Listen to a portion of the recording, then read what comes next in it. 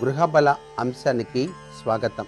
అదృష్ట లక్ష్మి అనుగ్రహం కావాలంటే మీ ఇంట వాస్తు చక్కగా ఉండాలి. వాస్తు శాస్త్ర అవగాహన, జ్యోతిష్య శాస్త్ర అవగాహన, ఆ ఇంటిలో నివసించేటువంటి వ్యక్తుల యొక్క ప్రభావ రీత్యా ఏ తీరున ఎటువంటి గృహం నిర్మాణం చేస్తే సత్ఫలితాల్ని మీరంతా పొందవచ్చో మనకు వాస్తుశాస్త్రం చాలా చక్కగా వివరణ ఇచ్చింది. నివాసం లక్ష్మీ కళకు నిలయం కావాలంటే మనం ఏమేమి చెయ్యాలి, ఎటువంటి సూత్ర ప్రాతిపదికలను మనం ఉపయోగించుకోవాలి అనేటువంటి విషయాల్ని మహర్షులు ఏనాడో మనకు నిర్ధారణ చేసి అనేక బృహత్తర గ్రంథాలలో చక్కగా వివరణ ఇవ్వటం జరిగింది. అయితే ఈ వాస్తు శాస్త్రంలో చెప్పేటువంటి విశేషాంశాలు కేవలం ఈ వాస్తు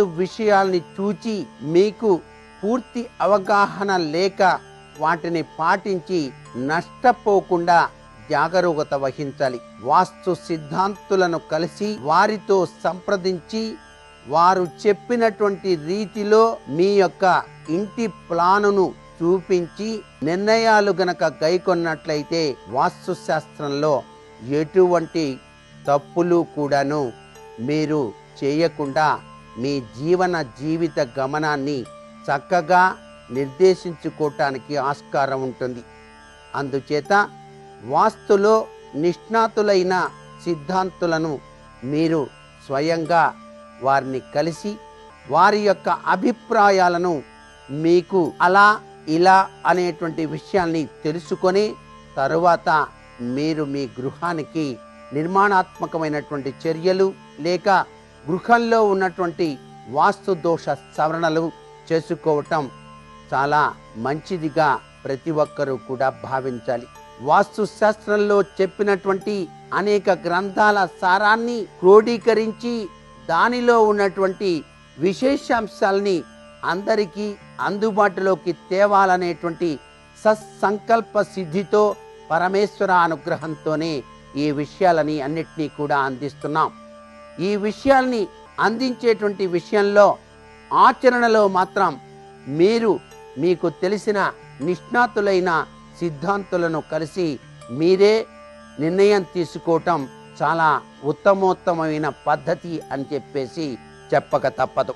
వాస్తు అన్నది మానవ జీవితంలో పంచభూతాలకు ఉన్న సంబంధంతో కూడినటువంటి శాస్త్రంగా ప్రతి ఒక్కరూ గుర్తెరగాలి. వాస్తు విషయంలో ఖచ్చితమైనటువంటి నియమాలను మీరు ఆచరించి చూడండి. జీవితంలో ఐశ్వర్యంతో, ఆనందంతో, చక్కని మనోశక్తితో ఎలా మీరు జీవితాన్ని గడుపుతారో మీరే ఊహించుకోవచ్చు. వాస్తు అన్న మాట ఆలోచించకుండా నిర్మించుకున్నటువంటి గృహాలు గాలి వెలుతురు రాని ఇరుకు చీకటి ఇళ్లల్లో నివసించే వారిని మీరు గమనిస్తే తెలుస్తుంది. గాలి వెలుతురు సుభిక్షంగా వచ్చే గృహాలలో నివసించే వారిని కూడా మీరు గమనించండి. అతి సులువుగా వీరి ఇరువురి మధ్య గల తేడాని మీరు గమనించటానికి ఆస్కారం ఎంతైనా ఉంటుంది. సుఖము దుఃఖము ఈ రెండూ కూడాను చక్కగా అవగాహన చేసుకునే తత్వచింతన ఈ యొక్క గాలి వెలుతురు యొక్క ప్రభావ రీత్యా ఎంతగానో వాస్తుశాస్త్రంలో నిర్దేశించబడ్డది అనే విషయాన్ని గుర్తెరగాలి. నూతన భవన నిర్మాణం చేసేటువంటి సమయంలో కలప, ఇనుము తదితర వస్తువులు కొత్తవిగానే వాడాలి తప్ప ఎవరో ఉపయోగించి వాళ్ళు ఇచ్చారండి మేం వాడాం అంటే కుదురుతుందా? అది కూడా వాస్తు దోషమే. పాత ఇళ్ళు పడగొట్టగా వచ్చినటువంటి వాటిని ఎటువంటి పరిస్థితుల్లో నూతన గృహానికి ఉపయోగించరాదు అనేటువంటి విషయాన్ని కూడా ఇక్కడ ఖచ్చితంగా ప్రతి ఒక్కరూ కూడా పాటించి తీరాల్సిందే.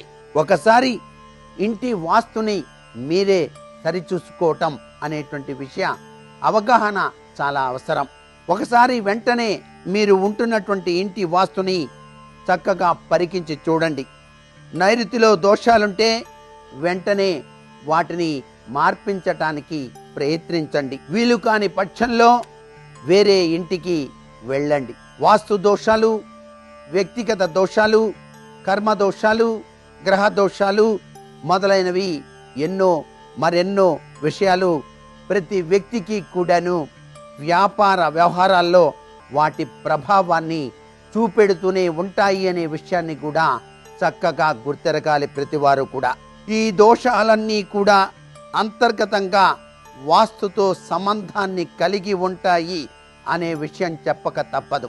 అదృష్టదాయకమైనటువంటి వాస్తు విషయాలు ఏమిటి మరి, వాటిని ఎలా తెలుసుకోవాలి అంటే మీకు కొన్ని సలహాలను గృహ బలం అంశం ద్వారా అందిస్తున్నాం. మరికొన్ని ముఖ్యమైనటువంటి విషయాలే కాదు, దానిలో ఉన్న లోటుపాట్లను కూడా మీరు సిద్ధాంతులను కలిసి వారిని సంప్రదించి తెలుసుకోవటం ఎంతైనా అవసరం. అలాగే వాస్తులో కూడా 4 విషయాలు తెలుసుకోగానే నాకు వాస్తు తెలిసింది అని చెప్పేసి మీ అంతటా మీరే నిర్ణయాలు కైకొని గృహ నిర్మాణాన్ని ప్రారంభించినట్లయితే విపత్కర పరిస్థితులు ఏర్పడటానికి ఆస్కారం ఎంతైనా ఉంటుంది అనే విషయాన్ని ఇక్కడ ఖచ్చితంగా చెప్పక తప్పదు. భూ సంబంధమైన పరీక్షా విధానాలతో పాటుగా ఆ వాస్తుని నిర్వహణ సామర్థ్యం కలిగిన పండితులను దగ్గర ఉంచుకొని ఆ యొక్క ప్లాన్, ఆ యొక్క విశేషాంశాల చర్యలు ఏ తీరున ఉండాలో గ్రహించటం సర్వదా శుభదాయకమైన ప్రభావాన్ని ఇస్తుందని చెప్పడంలో ఏమాత్రం సందేహం లేదు.